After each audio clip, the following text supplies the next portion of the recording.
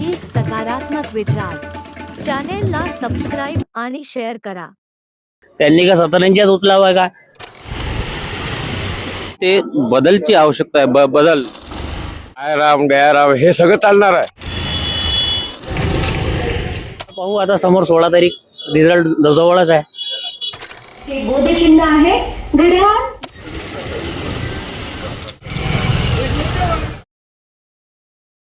नमस्कार मंडळी, मी अंकिता, लोकहिता न्यूज मध्ये आपलं स्वागत आहे। आपण बघत आहे की एक प्रभागापासून आपण सुरू केलं होतं, तर आज आपण 14 प्रभाग येथे आहे। 14 प्रभाग म्हणजे जवारगेट आणि बुधवारा येथे आहेत। तर इथं मागच्या वेळेस 2 भाजपचे आणि 2 काँग्रेसचे असे नगरसेवक होते। तर आता बघूया इथल्या जनताचा कौल काय आहे आणि जनता काय म्हणते की कशी टक्कर होणार आहे। नमस्कार, आपलं नाव? मी संजय पांडे, भारतीय जनता पार्टी विदर्भ प्रांताची माझ्याकडे जबाबदारी आहे बुद्धिजीवी प्रकोष्ठ म्हणून, आणि मी इथे सर्वे करायला आलो आहे। संघटनेने मला पाठवलेलं आहे। तुम्हाला काय वाटते मागच्या काही याच्यामध्ये टाइम मध्ये शहरात खूप राजकीय उलटपालट चालली, म्हणजे युती होती, शिवसेना भाजपची युती होती, ते तुटली। त्याच्यानंतर आता परवा भाजप आणि युवा स्वाभिमानची युती तुटली। त्याच्यानंतर जगदीश गुप्ता यांनी शिवसेनेला रामराम ठोकलं आणि मग शिंदे साहेबांची सभा होती। त्याच्यानंतर ते परत त्यांनी पक्षप्रवेश केला, म्हणजे ते परत आले, घर वापसी झाली। तर हे सगळं राजकीय वातावरणाचा निवडणुकीवर काय परिणाम होणार आहे? हे बघा, निवडणूक आल्या की ह्या सगळ्या गोष्टी घडणार आहेत। आय राम गया राम हे सगळं चालणार आहे, याच्याबद्दल काही शंका नाही। पण आजची परिस्थिती अशी बघता की सध्याची लाट आलेली की अमरावती शहरामध्ये किंवा उद्धव ठाकरेंनी जे डिक्लेअर केलं की महापौर आमचे राहतील, म्हणजे मुस्लिम राहतील, त्यामुळे इथला जो हिंदू आहे तो एकत्र झालेला आहे, प्रक्षोभक झालेला आहे की या महाराष्ट्रामध्ये जे मराठी आहे, जे महाराष्ट्राचं राज्य, जे शिवाजीचं राज्य आहे, तिथे मुसलमानांना एवढ्या मोठ्या स्थानावर नेऊन ठेवणं ही आपल्यासाठी शर्मेची गोष्ट आहे। मराठी माणसासाठी, या महाराष्ट्रातील जनतेसाठी शर्मेची गोष्ट आहे।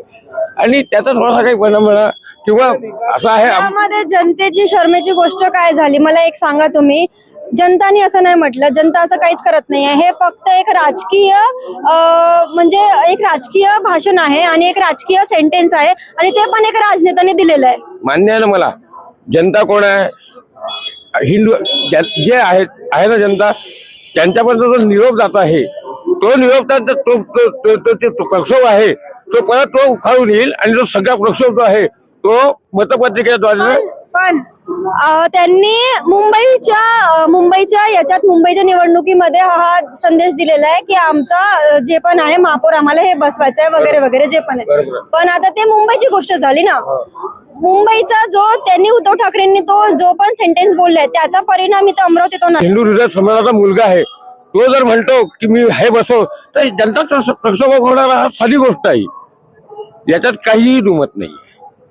म्हणजे कोणी चिथावणीचं भाषण करत नाही, म्हणून की आजची जी सध्या परिस्थिती आहे, जी सांगून आहे, त्याचा म्हणून म्हटलं की मतपत्रिकेद्वारे त्याला तुम्हाला उत्तर मिळेल। म्हणजे आपण सांगावं आणि जनतेच्या मनात काय आहे हे आपल्याला नक्की कळेल, आणि मला विश्वास आहे की भारतीय जनता पार्टी तर महापौर बसेल। नमस्कार, आपलं नाव काय? राजेंद्र किसनराव लोखंडे। आता आपल्याला माहिती आहे निवडणुका आल्यात, प्रचाराची धूम आहे, सगळं आहे। आता मागच्या वेळेस इथं या प्रभागात 2 भाजपचे आणि 2 काँग्रेसचे होते, तर आता कशी टक्कर असणार आहे भाजप आणि काँग्रेसमध्ये? भाजप आणि काँग्रेसमध्ये टक्कर तर नाही, बाकी सेनेमध्ये पंजाबमध्ये काँग्रेसमध्ये टक्कर आहे। सेनेमध्ये आणि काँग्रेसमध्ये असं का बरं? काय समीकरण आहे? लोकांच्या वेतन ओळखायला येते ना, काय हा व्यक्ती येणार, तो व्यक्ती येणार, माणसावर आहे ना हे मतदान। यावेळेस कसं आहे, करणारा माणूस पाहते ना, कोणी प्रभागात काम करणारा। मागच्या वेळेस जे भाजपचे आले होते त्यांनी काम केलं नाही, काही केलं नाही, म्हणून आता पर्याय निवडत आहे। मी तर या प्रभागात राहत नाही, माझा प्रभाग विलासनगर आहे। तिथं कोण येणार? तिथं सेना। आणि तिथं तर बंडखोरी पण झाली आहे भाजपकडून। सेनेच्या सीटा निघणार, एक पंजाची निघणार आहे दिवसे। नमस्ते अंकल, आपल्याला माहिती आहे, नमस्कार, आपलं नाव काय? राजेश चंद्र देशमुख। आपल्याला माहिती आहे की निवडणुका आल्यात, तर या प्रभागात नेहमी भाजप म्हणजे मागच्या वेळेस 2 भाजपचे आणि 2 काँग्रेसचे उमेदवार असे नगरसेवक होते. तर आता कशी टक्कर असणार आहे? मॅडम काही सांगू शकत नाही त्याबद्दल. का बरं?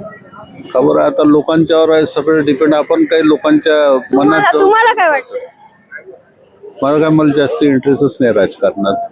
मतदान करणार आहे की नाही? मतदान करणार आहे. मतदान तर आपला हक्क तर बजावाचाच. ते ठीक आहे. नमस्कार काका, आपलं नाव? नवीन शर्मा. आपल्याला काय वाटतं इथलं समीकरण आता कसं असणार आहे? समीकरण थोडंसं बिकट आहे, पण आजच्या तारखेत असं वाटते की बा काँग्रेसची जे आहे, काँग्रेस आता फुल फॉर्म मध्ये दिसून राहिली आमच्या प्रभागात. आणि चारही जे उमेदवार आहेत ते चांगले आहे.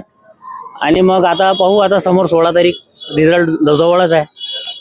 आणि भारतीय जनता पार्टीतही चांगले उमेदवार दिलेले आहे, पण काही कार्यकर्त्यांची नाराजी म्हणा की कोणी इथले पदाधिकारी आहे ते आता काही सपोर्ट करत नाही आहे, जास्त मैदानात उतरले नाही आहे.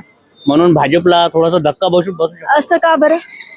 हेच पार्टीने जे तिकीट वगैरे दिले आहे, जसं आमच्या प्रभागात हिंदी सायडर जे मतं होते त्यांच्यासोबत अन्याय झालेला आहे. कारण की एकही हिंदी सायडर लोकांनी त्यांनी तिकीट दिली नाही. आणि भाजपचे समजा आमचे विक्की शर्मा होते, दीपक डाबी होते, तिवारीजी होते, कुशलजी तिवारी खूप वेळेपासून भाजपमध्ये आहे. त्यांनी काय सतरंजीच उचलावा आहे का? त्यांनी काय इलेक्शन लढावं नाही काय? की त्यांच्याजवळ काय कार्यकर्ते नाही काय? पण हे लोक स्वतःच्या फायद्यासाठी आणि पैशाला विकून येईने तिकीट दिले आहे. आणि म्हणून थोडंसं याचा भाजपला धक्का बसणार आहे. म्हणजे भाजपने यावेळेस तिकीट वाटपचा जो कार्यक्रम आहे तो आपल्या पक्षाच्या कार्यकर्त्यांना न देऊन दुसऱ्यांना दिलाय असं? नाही, पक्षाचे कार्यकर्ते हे आहे, खरे कार्यकर्ते हेच आहे. जसं अभिदादा देऊळकर चांगला कॅन्डिडेट आहे, पण त्यांच्या समोर विलासभाऊ इंगोले आहे. ते 7 टर्म पासून इथं नगरसेवक आहे. 35 वर्षे झाले त्यांना या प्रभागात फिरून. एकूण एक माणसाला ते नावानं ओळखतात. यांना नावं तो सोडा, यांना तेच नाही माहित तो माणूस कुठं राहतो. यांना या प्रभागाची गल्ल्या गुल्ल्या माहित नाही. पण कॅन्डिडेट चांगले दिले भाजपनं, पण कसं आहे यावेळेस जमणार नाही काही, असं मला वाटते. म्हणजे यावेळेस आता भाजप काँग्रेस नाही तर कोणाची टक्कर आहे? काँग्रेस सोबत आता उमेदवार खूप आहे. शिंदे गटातले आहे, त्याच्यानंतर राष्ट्रवादी आणि उबाटाची इथं युती झालेली आहे. म्हणजे संजय भाऊ खोडके स्वतः रिंगणात उतरले आहे, मैदानात उतरले आहे. त्याच्यानंतर जफरबाई जे स्वतःचा प्रभाग सोडून या प्रभागात येऊन प्रचार करत आहे. आणि या प्रभागात प्रचार करणं म्हणजे मॉमेडियन वोटाची इथं किस्तान चालू आहे. मॉमेडियन लोकांचं हे 8,500 मत आहे. मॉमेडियन लोकांची हे मतं कुठं पडतात हे सर्वात जास्त पाहण्याची गोष्ट आहे. आणि हे 15 तारखेला सिद्ध होऊन जाईल की बा मॉमेडियन वोट आणि हिंदी सायडर वोट हे कोणाला आपलं कौल देतात आणि ते कोण निवडून येते. म्हणजे मॉमेडियन वोट आणि हिंदी सायडर वोट जो आहे त्यामुळे भाजपला धक्का बसणार आहे? आता कसं आहे, मॉमेडियन लोकांना तुम्ही किती सर पटकलं तरी ते भाजपला मतदान करत नाही. त्यांना म्हणजे आता नवनीतजी राणा या प्रभागात आल्या होत्या, त्यांनी जे भाषणबाजी केली त्याचा एक इफेक्ट काँग्रेसला त्याचा बेनिफिट भेटणार आहे आणि भाजपला त्याचा तोटा होणार आहे. कारण की खूप लोक असे आहे कि बा पहलवान पहलवान पहलवान पहलवान तो सभी है मैदान में. आप अपनी ताकत बताओ, उसके ऊपर उंगली उठा के कोई फायदा नहीं ना. आप अपनी ताकत बताओ, आप किस तरीके से प्रभाग की जनता को सेवा कर सकते, किस तरीके से नाली, स्ट्रीट लाइट और रोड के काम कर सकते, जनता के आप छोटे छोटे कामों पर ध्यान दे सकते. तो ऐसे उम्मीदवारों को हमको चुन के देना है. और आने वाले समय में भारतीय जनता पार्टी रहो या भी कांग्रेस रहो, हिंदी साइडर महापौर अपने को बिठाना है, ये हमारी सोच है. क्योंकि जैसे कि आपने बोला कि अभी भाजपा ने हिंदी साइडर वोट का उम्मीदवार मतलब उसको ध्यान में रखते उम्मीदवार ने दिया है और एक मुस्लिम वोट जो है तो उसके चलते फिर भाजपा को धक्का बैठेगा ही. श्योर आपको दिखता है कि भाजपा को मुस्लिम लोग लाइक नहीं करते. और क्योंकि कैसा है, भाजपा के बहुत सारे ऐसे नेता है अपने जिले में बोलो, अपने अमरावती शहर में बोलो, जो आज आकर मुस्लिम समाज को टारगेट करता है. क्योंकि हम लोग भाजी बाजार में एकदम कॉर्नर पे रहते हैं, आजू बाजू में हमारे सारे मॉमेडियन लोग रहते हैं. हम लोगों को उनको फेस करना पड़ता है. हम उनसे, वो हमारे से सामान खरीदते हैं, हम उनसे सामान खरीदते हैं. हमारा उनका दोस्ताना है. तो यहाँ तो वही एकता दिखती ना. एकता फिर है, हमारे गेट के अंदर एकता है. प्रभाग 14 बोले तो सबसे बड़ा प्रभाग है और यहाँ पर हिंदू मुस्लिम की एकता है. और ऐसे बयानबाजी से क्या होता है कि थोड़ी सी मन में खटास आती है. उनका हमारी तरफ देखने का नजरिया बदल जाता है, हमारा उनके तरफ देखने का नजरिया बदल जाता है. तो ये सब चीजों का फर्क पड़ता है और ये चीज का 100% भाजपा को धोखा है उस वजह से. और भाजपा के कैंडिडेटों को जो 50 मुसलमानों की वोट मिलने थे, अब वो भी नहीं मिलेंगे, ऐसा मैं आपको गारंटी से कहता हूँ। ठीक आहे थँक्यू. मी रुपेश अजमिरे. आता या भाजी बाजार या प्रभागात लय समस्या आहे आणि त्या समस्याचा निवारा झालेला नाही असे लोक म्हणत आहे.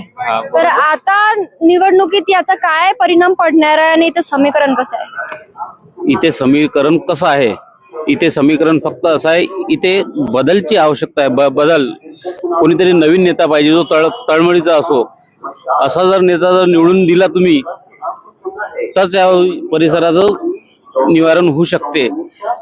स्वच्छता, जसं इथे पोलीस चौकी असूनही ती बंद राहते, ती पोलीस चौकी रोज उघडण्यात यावी. आम्ही खूप वेळा निवेदन केलं पण असं होत नाहीये. पण आता त्यासाठी आम्हाला कोणीतरी तरुण नेता हवा आहे, म्हणून त्यासाठी आम्हाला बदल पाहिजे आहे. बदल म्हणजे आता तरुण नेता कशा कोणाकोणामध्ये टक्कर असणार आहे? टक्कर कोणाकोणामध्ये असणार आहे? विलासभाऊ इंगोले, अविनाश देऊळकर यांच्यात पाहण्यासारखी टक्कर राहील. आणि राजूभाऊ खारकर हे आघाडीचे नेते आहे, यांची लढाई खूप जोरदार राहील. आपण पाहू शकता हे. आणि हे समीकरण बदलणार आहे हे निश्चितच.